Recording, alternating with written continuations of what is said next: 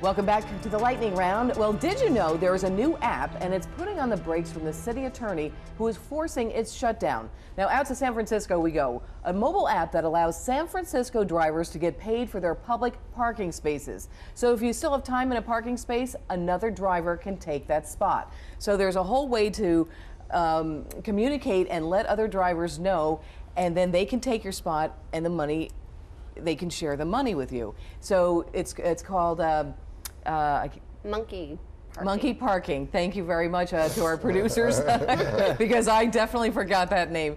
Thank you, Chinar.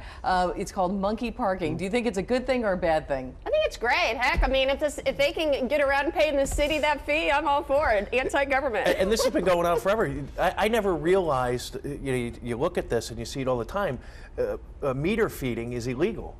And that's what that means, because if you're walking by and you see someone parked there and you have change in your pocket, it's illegal for me to pay for your meter. All right. Because they make that much more money off the ticket. The revenue they generate from the meter is one thing, but they make 10 times more money. Bad. Let the citizens say it. In this city, they don't. No, isn't that amazing? It is. Feeding the meter is illegal? I should be able, if I see your parked there, she's my friend. How does the cop know? Whatever. But the CEO of Monkey Parking said he was doing this. It's a matter of freedom, exactly what we're talking about. Yeah. It's a matter of freedom, and he's just trying to help everybody. And so a little bit of a controversy happening over in San Francisco. We'll keep our eye out on that one. All right, we also have been hearing about the Al Jazeera journalists.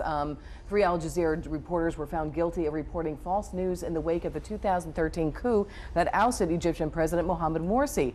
They were sentenced to between 7 and 10 years in jail, and that has sparked worldwide outrage. Dee Dee, to you we go. Well, look, in the United States, we have reporters lie all the time, and they get away with it. I mean, 7 years does seem a little drastic. That's a pretty stiff penalty. I mean, what they did was bad, but 7 years, good grief. Paul, any thoughts on this? I go back to what you said in the beginning. Maybe it should set the precedent about our press here in the United States and what they knowingly lie all of the time, and the consequences are grave sometimes. The things that they say and do cause these reactions, and they say it, without any consequences. They know that they can lie and get away with it. You can lie if you want to. I'm defending the journalists here. Sure you are. Because the journalists, wait a minute, you can get in a lot of trouble. You can never find another job. So there's a lot of ways. It's not like you're barred, but you definitely can get into a lot of trouble and never work again. So the consequences are very serious for journalists. But I think it has brought a little bit of attention to the fact that so many journalists have been jailed. I mean, just in this past year around the world. And I think it's brought a lot of attention to that. I think that's why this has sparked so much attention. But I think the whole thing about lying comes to the forefront here. But, if journalists are going to outright lie and be deceptive, then there should be a consequence. But they can, no. The thing is, if you lie to Congress, that's against the law. I mean, I think 7 years. I mean, look, to me, it's like personal rights. It's like if you want to be a jerk and be a liar and lose your job, fine, but go to jail for 7 years. Obama said I wasn't going to lose my health care, so that's a whole other subject. But he didn't do it under oath. I mean, if he does that, then he does go. Well, these journalists were under oath, although you sort of take an oath when you become a reporter. Right. True. And I think with journalists, they should tell the truth. But a lot of times, I think that's a good idea. But a lot of times they're telling the truth, but somebody else is saying they're lying. So they're really in a box sometimes. And I think that I do sympathize with them at times because they're not really fabricating. Hang on, one thing about journalists, if you're going to write something or say something, you can misspeak, that has happened, but when you're actually writing something, you must research, get two different sides, and always make sure. What if they got the wrong info? I mean, the thing is, exactly I'm not the taking whole up for them, but it's a slippery slope. It's like 7 years in jail. Maybe they were given the wrong info. It's 10. Well, it's 7 to 10 years. 7 to 10. Amazing. Well, if they conspired, then, And I think more has to come out on this story before we really jump to any conclusions. Very true. But I think that it has certainly brought some we don't know. Maybe attention. we don't know what they were doing. It may have been much worse than that. But just to say, oh, they misspoke or lied for 7 years. But it may have been an honest mistake also. That's and right. Maybe the opposition wasn't happy with their words. Exactly. So, Yeah. So there's a lot more to this story. We will certainly be keeping an eye out on that. All right, 3 teenagers in Seattle, Washington attempted to steal a car in broad daylight. But get this, they were stopped by something they did not anticipate. They had a manual car, or a stick shift, as it's known here in the States. The wannabe tough guys pulled a gun on a 70-year-old woman, but they couldn't drive the car. They were going something like 5 miles an hour, and they jumped out of the car. And incidentally, Nancy Fredrickson, she was not harmed. She is also a black belt and says she probably could have taken these guys. But those are some pretty sad wannabe robbers. Who has a stick shift anymore? I mean, I learned on a stick shift. I don't think I could drive it now. I don't even drive a car anymore. I'm in New York. Can you drive a stick shift? I grew up on a stick shift. I actually think it makes you a better driver. I agree with that. Because you have to always be constantly, there's no way. I never seen it but think anymore. about this. It's better gas mileage. This is Mia's take on this.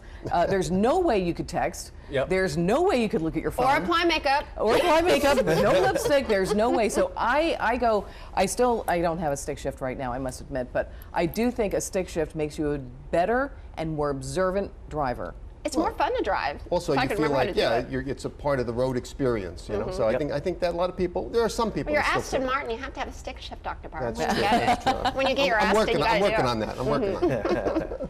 And if you're looking for a little bit of happy entertainment, Clinton the Musical is coming to Broadway. Oh, that's happy. Woo! Can't wait. Well, Dee Dee, get this. It's not just the Democrats who are getting poked fun at, so are the what a shock. Republicans. Well, joining the Clintons is a familiar who's who. You've got intern Monica Lewinsky. She's going to appear there. You've got the sometime advisor Dick Morris, Politico Newt Gingrich. You've got attorney Kenneth Starr, and here's another one, Eleanor Roosevelt from the past. She pops in to counsel Hillary. And if you didn't hear this one, there's also 2 Bill Clintons. They look entirely different, the 2 actors. One is the Saturday night Bill Clinton. The wild and crazy one. And the other one is the Sunday morning Bill Clinton. I don't know. I think there are 2 Bill Clintons, so I think you're accurate. It probably is a pretty good show, actually. Would you go to it? Absolutely, I'm going. Okay, well, there you go. Yeah, I have to go to that, of course. Yeah. It'll be fun. What do you think, Paul? I think we might be surprisingly blown away by going to see the movie. I think it's certainly. You are bad. I think it's certainly interesting that they would do this and bring back Monica Lewinsky, but we'll have to see. I think it would be interesting, but I have to question: is it necessary? I mean, is this what we really need to aspire to in terms of a movie? I don't know. I kind of have a question mark there. Well, I think bringing up Monica Lewinsky over Wait a and over. minute, it's a musical, right? It's a musical. Yeah, it's not a movie, it's a musical. There's a difference. There's You say. singing and dancing and frolicking about in blue dresses. Heck yeah, I'm going.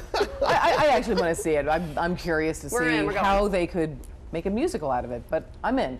All right, speaking of interns, the new White House press secretary, Josh Earnest, had a busy week. On his first day, he got into a bit of a tiff with reporters. On his second day, a White House intern fainted. They kind of called off the press release and everybody, but I kind of actually, to tell you the truth, I kind of feel bad replaying this because I feel kind of bad for her. She must be kind of embarrassed. Well, you know, I got to tell you, being a White House intern is very difficult. I mean, your hours are as long as people who work there. Well, I know during the Bush White House, you always had to be very dressed up. You weren't allowed to wear sandals and all that. But, meaning like it was very warm. And that room is very small, crowded, and it gets warm.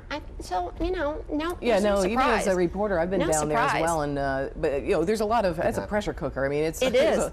If you're just starting into that pressure environment, it's quite something. But certainly a busy week for him on his first week on the job. It doesn't look like he's having much fun, does he? That is a tough one. Well, and we do always like to end our week with something that will make you laugh or smile. Now, I am a huge Will Ferrell fan. Well, the comedian was in Brazil at the World Cup, and he held this sort of like, you know, impromptu press conference with fans at a party, and he was pretending to be a U.S. player. He's got the U.S. jacket on. Here's what he told the crowd. I will fight every German player if I have to. I don't know if you guys, did you catch that? He says, I will bite every German player in the crowd. He just goes on and on. He's got a guy over there, some Teddy Roosevelt sidekick. I of love his. that guy. And he just kept telling everybody, he was chanting USA, USA. And he's like, I'm going to bite every single German at the next game. It's fantastic. I love some of these comics. They just have such brilliance, and it just comes out. I don't know how really they do good. it, actually. But He I think enjoys they're what great. he does. That's for Yes, sure. yes. And he absolutely certainly does. Any other topics this week that we also want to talk about? It's Well, certainly the World Cup. I mean, To follow, the World Cup, I went down the street in New York, and nobody was working. Nobody during that last game with Germany. I mean, the bars were so crowded, and I'm like, I'm sorry, but nobody's getting any work done. I mean, spilling it into the sidewalks. It was fascinating. Well, Well, I actually, I was going to say to your point also, obviously Italy lost this week, and you know how upset I was. But because we're in a very Italian area, with being New York and New Jersey, the Italian game also, there was. Oh, and we do have some breaking news, just to let everybody know. Brazil just won. Oh, well, now, good. can you imagine how loud that stadium is right now? I actually have a friend who is at that game. Her husband is Brazilian, and they went down there, and she said it was just absolutely amazing to hear all the different countries sing their national anthems as they were playing. She said it was very patriotic. Again, we've sort of debated whether or not the Olympics are more patriotic, or the World Cup. I just have to say, I'm following this guy, Lionel Messi from Argentina. He is the atomic flea. The atomic flea? That's what they call him. Ew. What a bad find- name. I find that just fascinating in terms of how he got that nickname. Well, how did he get the nickname? Well, I guess he moves around the field with such speed and agility that he is probably one of the best players, maybe the best player in the world.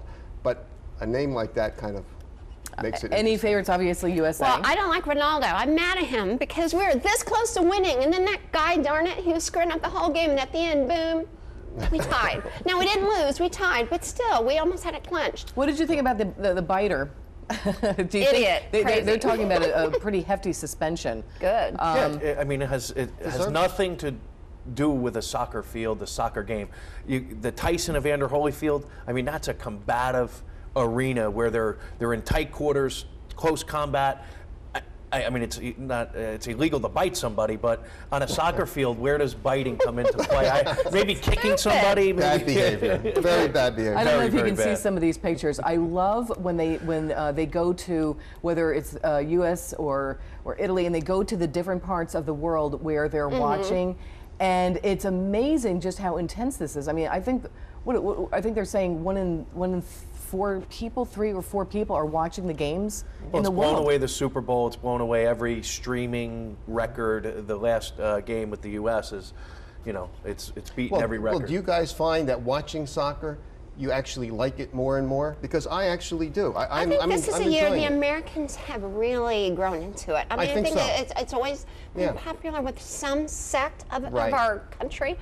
But this year, people gone crazy. It's growing. Well, yeah. I mean, I've always watched it, but I think I do agree with you. I think You're that more the fervor. international than me, and most of us, like Indiana folk, we never did.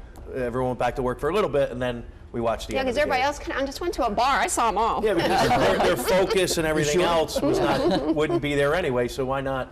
Well, that's a very nice Very little smart. touch there, Paul. You're a good business guy, Paul. That's good a good business. That's why idea. you're the business They guy went here. right- They went So right they back say. to work. They were energized, and it was a good thing. You know something? That would be a Smart. good energy pill, though. Yeah, it was great. Everybody's like cheering and everything. Otherwise, you take a sick day and they're drunk in a bar. So Well, you that's lose it. them the I mean, whole day. It was smart. they actually talked about it in terms of productivity. What's happening? Allow them to do it It's because perfect. they're going to do it some We're way. going to do it anyway. Right. We do have to close. We do want to say thank you very much to Dr. Bart, to Paul Oster, and of course to Dee Dee. And congratulations to Brazil for winning at the World Cup today. Thanks for watching, everyone. Happy July 4th to our viewers here in the U.S. We'll see you back here next week. I'm Mia Toschi. Thanks for watching.